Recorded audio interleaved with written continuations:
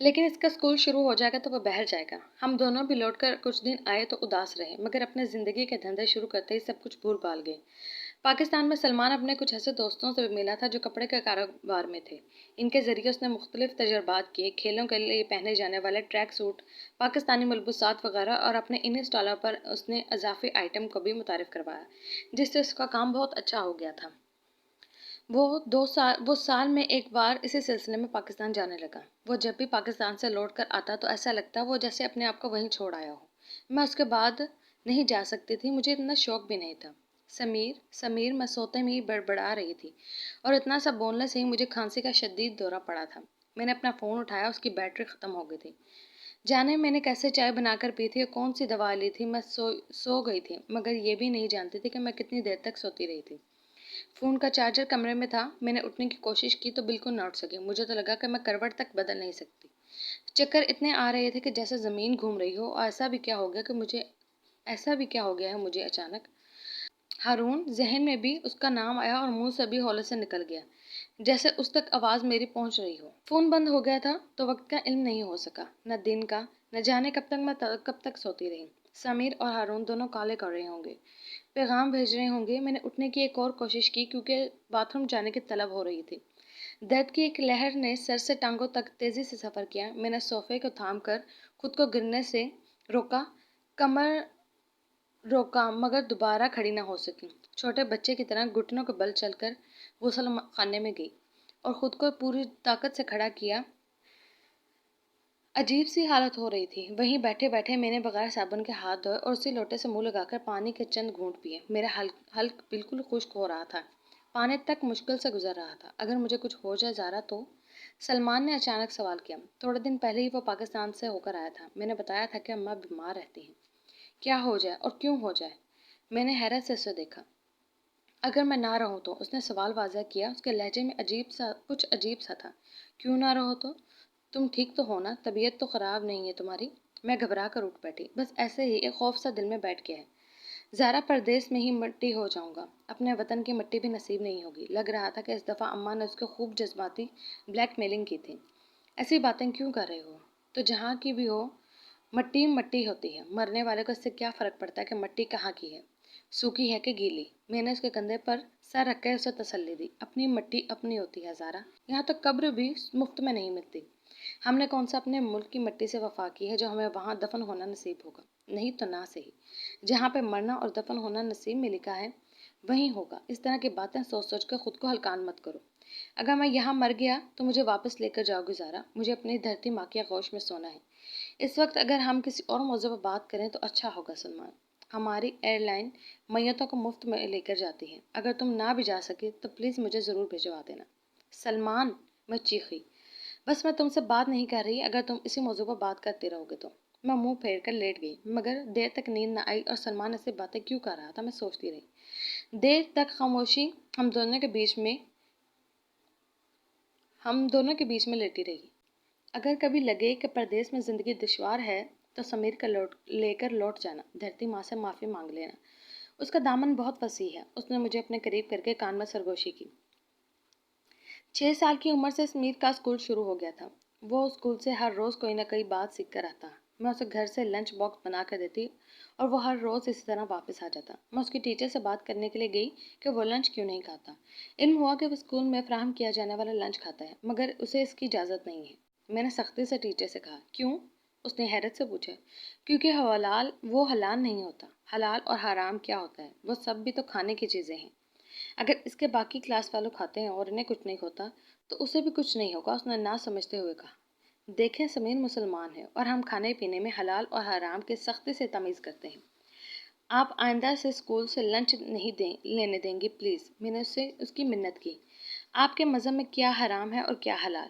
کسی بھی قسم کا گوشت نہیں کھا سکتا سمیر، کیونکہ وہ اللہ کے نام پر حلال نہیں کیا جاتا۔ یوں بھی علم نہیں کہ آپ کے اسکول میں کس قسم کے جانور کا گوشت کھایا جاتا ہے۔ سمیر صرف آلو کے چپس لے کر کھاتا ہے۔ دودھ سب بچوں کو دیا جاتا ہے، دودھ تو حلال ہی ہوتا ہے نا۔ چپس کس تیل میں فرائی کیے جاتے ہیں، اس کے بارے میں مجھے شک ہے۔ جانور کی چربی استعمال کرتے ہوں گے۔ آپ کو اگر سمجھانا ہے تو سمیر کو سمجھائیں۔ بچوں کے اسکول میں وہ سب کھانے سے منع نہیں کیا جا سکتا جو ان کے باقی کولیگز کھاتے ہیں۔ اور وہ سب ان کے اسکول کی طرف سے انہیں مفت فراہم کیا جاتا ہے۔ اسے سمجھانا بے سود تھا۔ سمیر کو سمجھایا۔ اس دن سے میں نے معمول بنا لیا کہ بہت سویرے اٹھ کر میں اپنے کام سے جانے سے پہلے سمیر کو تازہ چپس بنا کر دیتی۔ اس سے مجھے تسلی تھی کہ وہ کچھ غلط سلط نہیں کھا رہا ہوگا۔ اس روز میں کام سے جلدی فارغ ہو گئی تو سوچا کہ بس اسٹاپ سے گھر جاتے ہوئے راستے میں سمیر کا اسکول پڑتا ہے، اسے ساتھ لیتی ہوئی چلتی ہوں۔ اسکول کے باہر میں والدین کے ہجوم میں کھڑی تھی۔ جب میں نے اسے باہر کی طرف آتے ہوئے دیکھا، وہ اپنے دھیان میں تھا، میں اسے دیکھ رہی تھی۔ ماشاءاللہ اس کی اٹھان اچھی تھی۔ اب تو ہمارے لات ایسے تھے کہ اس کی خوراک بھی اچھی تھی۔ وہ بڑے سے کوڑے دان کے پاس رکا، بیگ سے لنچ باکس نکال کر اس نے کوڑے دان میں خالی کیا اور اسے واپس اپنے بیگ میں رکھ لیا۔ میں نے اس کی چوٹی پکڑ لی تھی اور چند قدم دور ہو گئی، اور جب وہ گیٹ کے پاس پہنچا تو میں اس وقت یوں اس کے قریب آئی جیسے میں اسی وقت پہنچی تھی۔ ہائے موم، وہ میرے ساتھ لپٹ گیا۔ آپ مجھے لینے آئی ہیں؟ ہاں، میں نے دفتر سے واپسی پر سوچا کہ تمہیں لیتی ہوئی جاؤں۔ وہ خوش ہو گیا تھا اور مجھ سے آگے آگے گھر کی طرف چل رہا تھا۔ میں اسی وقت اس سے بات نہیں کرنا چاہتی تھی۔ سلمان میرے اسکول سے لنچ لے کر کھاتا ہے۔ میں نے چیک کیا ہے، اسکول میں چپس جانوروں کی چربی کے ساتھ فرائی کیا جاتے ہیں۔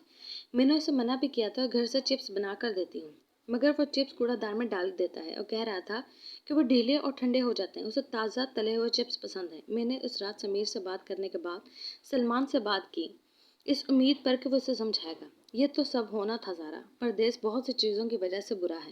یہاں رہ کر تم اپنے بچوں کو بہت سی غلط باتوں سے بچا نہیں پاؤ گی، انہیں حرام سے دور نہیں رکھ پاؤ گے، سلمان نے طنز سے کہا تھا۔ ایسا ہرگز نہیں ہے سلمان، یہاں آنے والا ہر بچہ غلط اور حرام کاموں میں ملوث ہے۔ بہت سے گھرانوں کے بچے نیک عادات اور صوم و صلات کے پابند ہیں، والدین کے فرما بردار ہیں۔ میں نے صفائی پیش کی۔ ان گھروں کا ماحول بھی اسی طرح کا ہے، ہماری طرح نہیں کہ چند سالوں میں اپنے اقدار بھلا کر ان کے رنگ میں رنگ جائیں۔ وہ صاف میرے مغربی لباس پر چوٹ کر رہا تھا۔ میرے لباس میں کوئی بے حیائی نہیں جھلکتی، ایسا لباس پہننا میری مجبوری ہے، میرے کام کی نوعیت۔ میں تمہارے لباس پر تنقید نہیں کر رہا۔ سب سے پہلی بات تو یہ ہے کہ اگر ہم میں قناعت ہوتی تو اس ملک میں آنا ہی ہماری مجبوری نہیں تھا۔ وہاں ملک میں میری ماں تنہائیوں کے عذاب جھیلتی ہے۔ وہ جذباتی ہو رہا تھا۔ تم جاتے تو ہو ہر سال ان سے ملنے؟ میں نے ترکی بترکی کہا۔ تمہیں اگر کہا جائے کہ اپنے بیٹے سے سال بھر نہ ملو تو؟ اس نے میری آنکھوں میں دیکھ کر سوال کیا۔ اس کا کیا موازنہ ہوا؟ میں گڑبڑا گئی۔ میرے ماں باپ بھی تو چھوٹے تھے۔ تم تو انہیں چھوڑ کر بہرحال ہمارے وہاں آ گئی تھی۔ میں اس کی بات کر بھی نہیں رہا۔ اب بھی وقت ہے زارا، لوٹ چلو۔ ماں کو آخری عمر میں کچھ خوشیاں دے دیں گے تو ہمیں بھی اپنی آخری عمر میں کچھ خوشیاں مل جائیں گی۔ پردیس میں رہنے کا شوق تو تم نے پورا کر لیا ہے نا؟ اس نے التجائیہ لہجے میں کہا۔ سلمان، تم حواس میں تو ہو، صرف 3 سال کے بعد یہاں کی شہریت ہمیں مل جائے گی، یہاں کا پاسپورٹ بھی۔ میں نے اسے سانس دلایا۔ اس سے کیا ہوگا؟ اس نے بے تاثر لہجے میں سوال کیا۔